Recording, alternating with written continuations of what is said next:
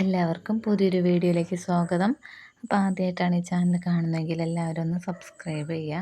ഇത് നമ്മൾ 5ാം ക്ലാസ്സിലെ സെക്കൻഡ് യൂണിറ്റാണ്. അതിന് മുൻപ് ഒരു വീഡിയോ അപ്ലോഡ് ചെയ്തിട്ടുണ്ട്. അതിൻ്റെ കണ്ടിന്യൂസ് ആണ് ഈ വീഡിയോ. ഭക്ഷ്യവസ്തുക്കളുടെ സംഭരണം. ആദിമ മനുഷ്യർ അന്നന്നേക്ക് ആവശ്യമായ ഭക്ഷണം മാത്രമാണ് ശേഖരിച്ചിരുന്നത്. എന്നാൽ കൃഷി പുരോഗതി പ്രാപിച്ചതോടെ മനുഷ്യർക്ക് ആവശ്യമായതിലധികം ഭക്ഷ്യവസ്തുക്കൾ ലഭിച്ചു. ദൈനംദിന ആവശ്യം കഴിഞ്ഞ് ബാക്കിയായവ സൂക്ഷിച്ച് വയ്ക്കുന്നതിന് പ്രത്യേകം സൗകര്യങ്ങൾ ആവശ്യമായി വന്നു. അപ്പോൾ എങ്ങനെയൊക്കെയാവും അവർ സൂക്ഷിച്ചിട്ടുണ്ടാവുക? എന്തിലൊക്കെ ആയിരിക്കും ഭക്ഷ്യവസ്തുക്കൾ അവർ സൂക്ഷിച്ചിട്ടുണ്ടാവുക? മൺപാത്രങ്ങൾ, മൃഗത്തോൽ കൊണ്ട് നിർമ്മിച്ച സഞ്ചികൾ, ഈറ കൊണ്ട് നിർമ്മിച്ച കുട്ടകൾ. ആദ്യകാലത്തെ കാർഷികോപകരണങ്ങൾ എന്തൊക്കെയായിരുന്നു? കമ്പ്, കല്ല്, കൊമ്പ്, എല്ല് എന്നിവയായിരുന്നു മനുഷ്യരുടെ ആദ്യകാല കാർഷികോപകരണങ്ങൾ. മണ്ണിളക്കി വിത്ത് കുഴിച്ചിടാൻ ഈ ഉപകരണങ്ങൾ അവർക്ക് സഹായകമായിരുന്നു. വെള്ളത്തിലിട്ടാൽ അലിഞ്ഞു പോകുന്നതാണല്ലോ മൺകട്ട. എന്നാൽ എന്ത് ചെയ്തു? മണ്ണ് കൊണ്ട് കുഴച്ചിട്ട് മൺപാത്രങ്ങൾ ഉണ്ടാക്കി രൂപപ്പെടുത്തിയിട്ട് ചുട്ടെടുത്താൽ അത് നമുക്ക് കുറേ നാൾ ഉപയോഗിക്കാം, വെള്ളമൊക്കെ ശേഖരിക്കാമെന്ന് മനുഷ്യർക്ക് മനസ്സിലായി. അപ്പോൾ ആദ്യകാലങ്ങളിൽ കല്ല് മണ്ണ് കുഴച്ചത് കൈകൾ കൊണ്ടാണ് നിർമ്മിച്ചിരുന്നത്. കൃഷി വ്യാപകമായതോടെ ധാന്യങ്ങൾ സൂക്ഷിച്ചു വയ്ക്കാൻ പല വലിപ്പത്തിലുള്ള മൺപാത്രങ്ങൾ ആവശ്യമായി വന്നു. മൺപാത്രങ്ങൾ ആഹാരം പാചകം ചെയ്യുന്നതിനും ഉപയോഗിച്ചിരുന്നു. അവ നിർമ്മിക്കാനുള്ള ചക്രം കണ്ടുപിടിച്ചത് മനുഷ്യ ചരിത്രത്തിലെ പ്രധാന വഴിത്തിരിവായിരുന്നു. ഇത് മൺപാത്ര നിർമ്മാണം വ്യാപകമാക്കുന്നതിന് കാരണമായി. ഭക്ഷ്യധാന്യങ്ങൾ സംഭരിച്ച് സൂക്ഷിക്കുന്നതിനായി പ്രാചീന കാലത്ത് ധാന്യപ്പുരകൾ നിർമ്മിച്ചിരുന്നതായി തെളിവുകൾ ലഭിച്ചിട്ടുണ്ട്. ഭക്ഷണവും അസമത്വവും. ഭക്ഷണവുമായി ബന്ധപ്പെട്ട് നമ്മുടെ നാട്ടിൽ പലതരത്തിലുള്ള അസമത്വങ്ങളും നിലനിന്നിരുന്നു. സാമൂഹികമായ അസമത്വങ്ങൾ എല്ലാ വിഭാഗ ജനങ്ങളും ഒരുമിച്ചിരുന്ന് ഭക്ഷണം കഴിക്കുന്നതിൽ തടസ്സമുണ്ടാക്കി. ഈ വിവേചനത്തിനെതിരെ സാമൂഹിക പരിഷ്കർത്താവായ സഹോദരൻ അയ്യപ്പൻ്റെ നേതൃത്വത്തിൽ എറണാകുളത്തെ ചെറായിൽ മിശ്രഭോജനം നടത്തുകയുണ്ടായി. മിശ്രഭോജനം എന്ന് പറഞ്ഞാൽ എന്താണെന്ന് നോക്കാം. 1917 മെയ് 29 വിവിധ ജാതിക്കാരെ ഒന്നിച്ചിരുത്തി സഹോദരൻ അയ്യപ്പൻ്റെ നേതൃത്വത്തിൽ എറണാകുളം ജില്ലയിലെ ചെറായിൽ മിശ്രഭോജനം സംഘടിപ്പിച്ചത്. എല്ലാ വിഭാഗം ജനങ്ങൾക്കും ഒന്നിച്ചിരുന്ന് ഭക്ഷണം കഴിക്കുന്നതിനുള്ള അവകാശം നിഷേധിക്കപ്പെട്ടതിനെതിരെയാണ് ഈ സമരം നടത്തിയത്. മിശ്രഭോജനം എന്ന് പറഞ്ഞാൽ ആരും ഇങ്ങനെ താഴ്ന്ന ജാതിക്കാരൊന്നും ഒരുമിച്ച് മിശ്രഭോജനത്തിന് അവർ ഫുഡ് കഴിക്കാൻ പാടില്ലായിരുന്നു. അപ്പോൾ അതിനെതിരെയായിട്ട് എന്ത് ചെയ്തു? എല്ലാ വിഭാഗം ജാതിക്കാരും ഒന്നിച്ചിരുത്തിയിട്ട് സഹോദരൻ അയ്യപ്പൻ്റെ നേതൃത്വത്തിൽ മിശ്രഭോജനം എറണാകുളം ജില്ലയിലെ ചെറായിൽ വെച്ചിട്ട് നടത്തി. അപ്പം മിശ്രഭോജനത്തിന് നേതൃത്വം കൊടുത്തതിനാൽ ശക്തമായ എതിർപ്പുണ്ടായി. ധാന്യപ്പുര.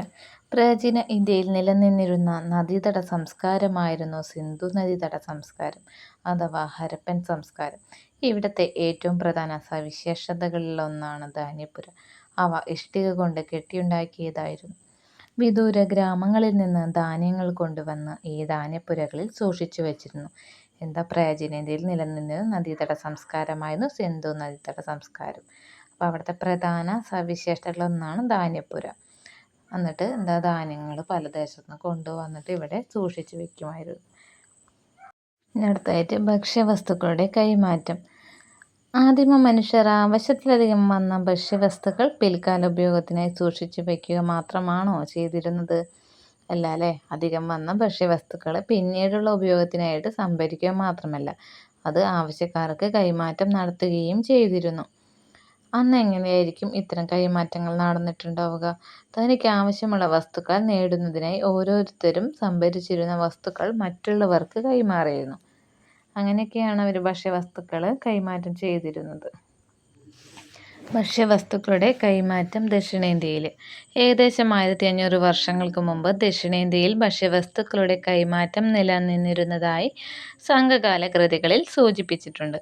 ഓരോ പ്രദേശത്തുള്ളവരും മറ്റ് പ്രദേശങ്ങളിലുള്ളവർക്ക് അവർ സമാഹരിച്ച ഭക്ഷ്യവസ്തുക്കൾ കൈമാറുകയും അവരിൽ നിന്ന് തങ്ങൾക്കാവശ്യമുള്ളവ സ്വീകരിക്കുകയും ചെയ്തിരുന്നു.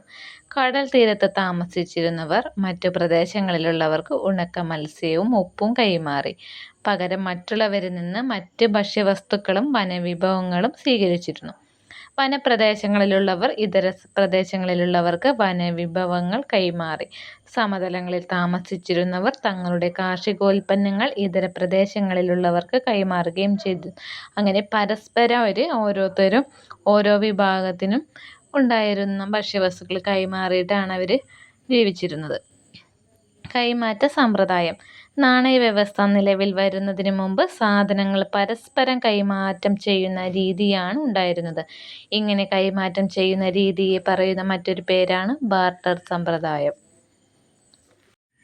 ഇത്തരം കൈമാറ്റങ്ങൾ സമൂഹത്തിൽ നിരവധി മാറ്റങ്ങൾക്ക് ഇടയാക്കി. സാധനങ്ങളുടെ കൈമാറ്റം കച്ചവടത്തിലേക്ക് നയിച്ചു. അതുവഴി ചന്തകൾ രൂപം കൊണ്ടു. ചന്തകൾ ക്രമേണ എന്തായി? കച്ചവട കേന്ദ്രങ്ങളായിട്ട് വികസിച്ചു. സാധനങ്ങൾ വാങ്ങുന്നതിനും വിൽക്കുന്നതിനുമായി ജനങ്ങൾ കച്ചവട കേന്ദ്രങ്ങളിൽ എത്തുകയും അവ ക്രമേണ നഗരങ്ങളായിട്ട് മാറുകയും ചെയ്തിരുന്നു. ആദ്യകാലങ്ങളിൽ കേരളത്തിലെ ജനങ്ങൾ ഭക്ഷ്യവസ്തുക്കൾ ശേഖരിക്കുന്നതിനും വിദൂര സ്ഥലങ്ങളിലേക്ക് കൊണ്ടുപോകുന്നതിനും കൈമാറ്റം ചെയ്യുന്നതിനും എന്തെല്ലാം വസ്തുക്കളും മാർഗങ്ങളുമായിരിക്കും ഉപയോഗപ്പെടുത്തിയിട്ടുണ്ടാവുക. നമുക്ക് ഇതിൻ്റെ ബാക്കി അടുത്ത വീഡിയോയിൽ ഇടാം കേട്ടോ. അപ്പോൾ മുന്നത്തെ വീഡിയോ എല്ലാവരും കാണും. എല്ലാവരും സബ്സ്ക്രൈബ് ചെയ്യുക, സപ്പോർട്ട് ചെയ്യുക, നന്നായിട്ട് പഠിക്കുക.